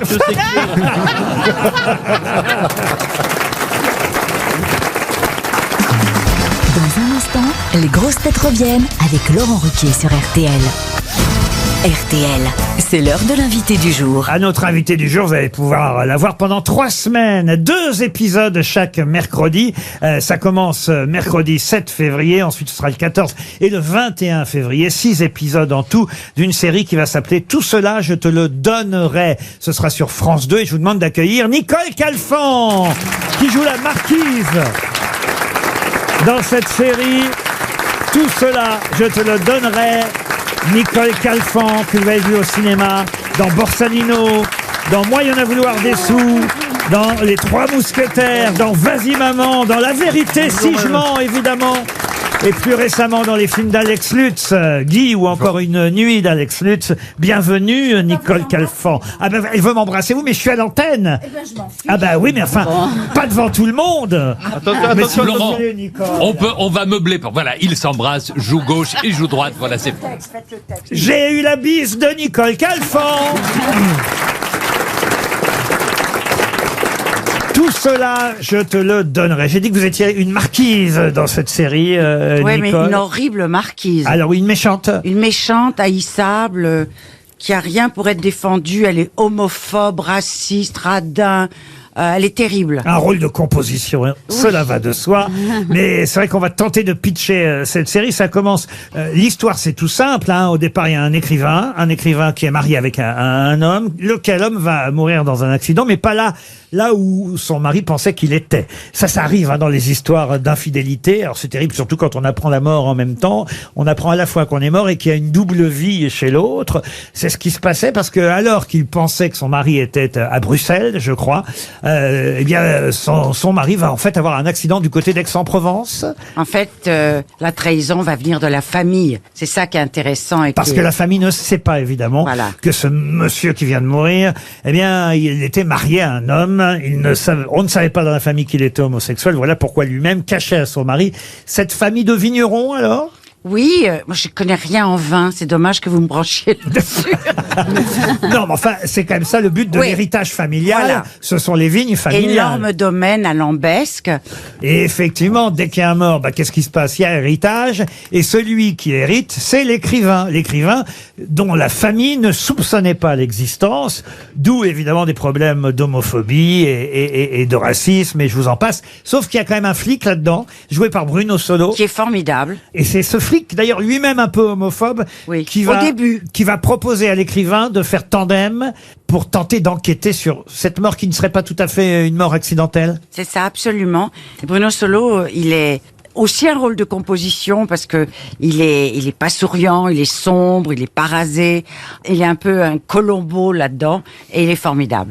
Alors il faut dire qui joue le rôle de, parce que c'est quand même le premier rôle évidemment, le rôle de l'écrivain qui va devoir enquêter sur la disparition de son mari, qui va devoir affronter cette nouvelle famille qu'il ne connaissait pas. C'est un comédien qui s'appelle David Kamenoos. Voilà, qui était quand même l'acteur principal, j'imagine. Qui a le rôle principal, qui est un très bon acteur et très beau en plus, qui ne gâte rien, qui a des yeux verts magnifiques. Et puis, il y a plein d'acteurs, parce que c'est un film choral.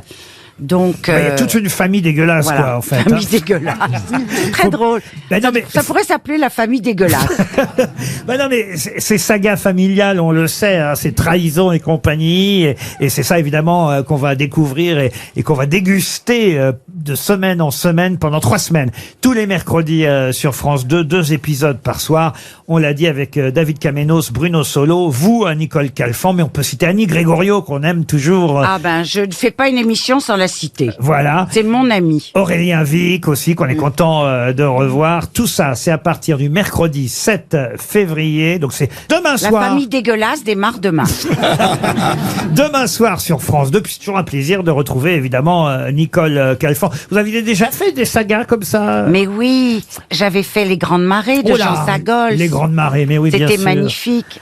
Avec une distribution incroyable. On va dire qu'on est dans cette collection-là. Oui, tout à fait. Voilà, les grandes sagas familiales, comme on a aimé en voir. Avant, c'était l'été qu'on nous passait. Et là, c'est l'hiver. Ben voilà, pourquoi pas. Tout cela, je te le donnerai à partir de demain soir sur France 2. Nicole Calfan, le Premier ministre, Monsieur Attal, Gabriel Attal, souhaitait vous parler. Bonsoir, Madame Calfan. Sans vouloir vous vexer, je n'ai pas regardé votre téléfilm. Des viticulteurs qui font la gueule, non merci, j'en vois depuis 10 jours. Je comprends, oui, Monsieur le Premier ministre. Oui, Mais enfin, on vous le conseille quand même, ça démarre demain. Laetitia Lidl semble plus intéressée. Bonjour Nicole. Vous jouez l'histoire d'une femme qui se bat pour qu'on ne lui prenne pas son héritage. Alors déjà, faut arrêter avec le cliché de la femme vénale. Voilà. Et ensuite, Nicole, pour l'inspiration, vous me devez des droits d'auteur. Vincent Cassel est venu nous voir. Un Ouais, collègue. salut, c'est moi. Qu'est-ce qu'il y a, Laurent, là Wow, je t'ai dit de baisser les yeux, ok? D'accord. Non, je déconne. Si tu baisses les yeux, tu pourras plus profiter de mon incroyable visage. C'est vrai. Ouais, je me kiffe, ouais. Nicole. Bon, j'ai vu que t'avais joué dans Les Trois Mousquetaires en 1973, et moi j'ai joué dedans en 2023. Donc si je compte bien, ça fait un demi-siècle d'écart, ok? Tu veux que je te dise? Bah, ça ne se voit pas. Voilà. Merci. Vous voyez comme je sais parler aux femmes? Bravo, Monsieur Cassel. D'ailleurs, c'était pas les Trois Mousquetaires, ça s'appelait? Il y avait Les Trois Mousquetaires en première partie, La Revanche de Milady en deuxième partie. oui, La Revanche Mais de quand Milady. même, c'était de Richard Lester. Pas mal. C'était génial. Il y avait quand même une sacrée distribution. Mais vous savez, quelque chose que je suis en train de découvrir, c'est que je devais jouer le Ondine de Giraudoux. Et j'ai fait ce cadeau extraordinaire à Gianni, qui est devenu à Gianni avec Ondine. Pourquoi?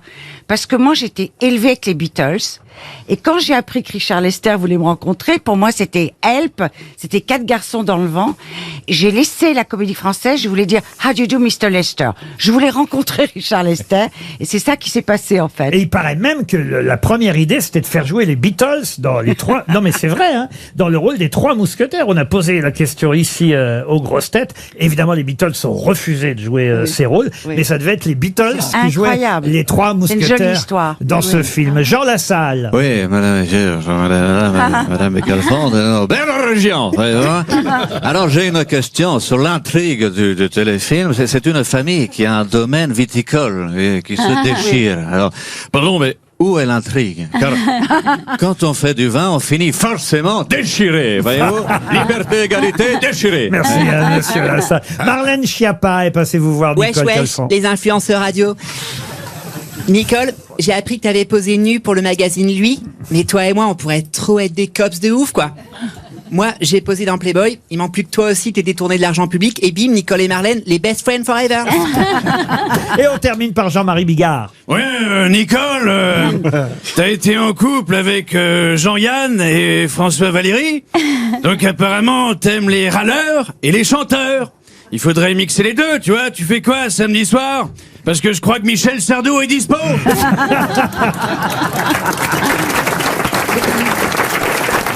Nicole Calfan, vous restez avec nous. Marc-Antoine Lebré aussi. On se retrouve dans un instant pour la valise RTL. Jusqu'à 18h. Les grosses têtes sur RTL. Laurent Ruquier. RTL. La valise. La valise RTL. Nicole porte bonheur, j'en suis certain. Donc, elle devrait faire gagner la valise. Il suffit pour vous, Nicole, d'abord de choisir un numéro de 1 à 20, si vous le voulez bien. 17. Le 17. Alors, vous allez retenir le prénom de l'interlocutrice. Elle s'appelle Géraldine et elle habite Dunkerque. Alors, vous présentez à Géraldine, vous dites qui vous êtes, où vous êtes, ce qui se passe ici. Et la question fatidique, ce sera quel est le contenu de la valise RTL? Ça sonne. Allô? Oui, allô? Est-ce que je parle avec Géraldine? Oui, c'est moi-même. Bonjour, je suis Nicole Calfan. Je suis en train de faire une émission qui s'appelle Les Grosses Têtes. Mais non. Mais si. Oh, c'est pas vrai. Je suis auprès de Laurent Ruquier et d'un certain nombre de ses amis. Et je voulais vous demander la question la plus importante. Oui. Quel est le contenu de la valise? Eh ben, je vais regarder sur ma petite liste, voir... Oh, j'y crois pas. Ah bah écoutez, je vous avais dit, hein, Nicole Calfan, elle porte bonheur, et je suis sûr qu'elle va vous porter chance, Géraldine. Je l'espère, on prie, un suspense. J'espère aussi. C'est incroyable. 1025 €. Oui. L'album de Grégoire. L'album de Grégoire Vivre. Tablette tactile Arcos. Oui. Une gamme de produits beauté Solavie. Oui. Et 1000 € point P. Un bon d'achat de 1000 € offert par Point P, ça c'était effectivement hier. Et puis c'est tout parce que vous avez gagné la valise RTL.